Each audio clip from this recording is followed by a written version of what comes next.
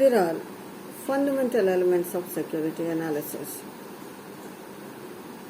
the security, the price, the time, and the person. First of all, the personal element. It enters to a greater extent or lesser extent into every security purchase. The aspect of chief performance is usually the financial position of intending buyer. What might be an attractive speculation for a businessman should under no circumstances be attempted by a trustee or a widow with limited income.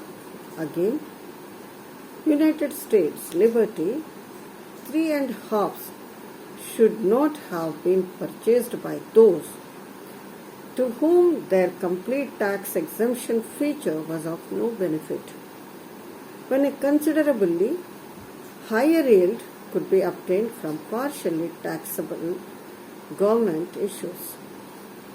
Other personal characteristics on occasion might properly be influenced the individual's choice of securities or his financial training and competence, his temperament and his preferences.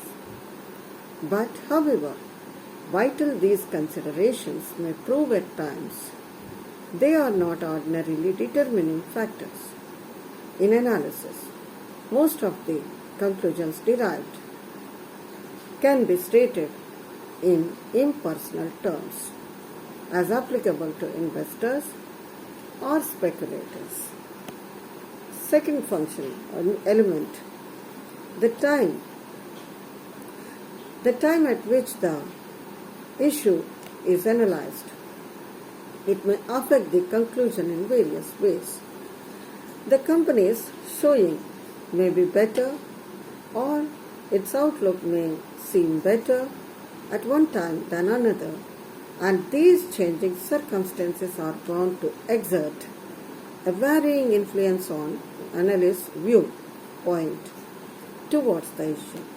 Further, the securities are selected by application of standards of quality and yield. So are both of these, particularly the latter, will vary with the financial conditions in general. So a railroad bond of highest grade yielding 5% seemed attractive in June because of the average return on its type of bond was 4.32%, but the same offering made 6 months later would have been quite unattractive, for in the meantime the bond prices had fallen severely and yield on the group had increased to 5.86%. Finally, nearly all security commitments are influenced to some extent by current review of the financial and business outlook. In speculative operations, these considerations are of controlling importance, and whole conservative investment is ordinarily supposed to disregard these elements in times of stress and uncertainty, as they may not be ignored. Security analysis must necessarily concern itself as much as possible with the principles and methods which are valid at all times, or at least under all ordinary conditions. It should be kept in mind, however, a practical application of analysis are made against a background largely colored by the changing times. Third element is price. The price is an integral part of every complete judgment relating to securities.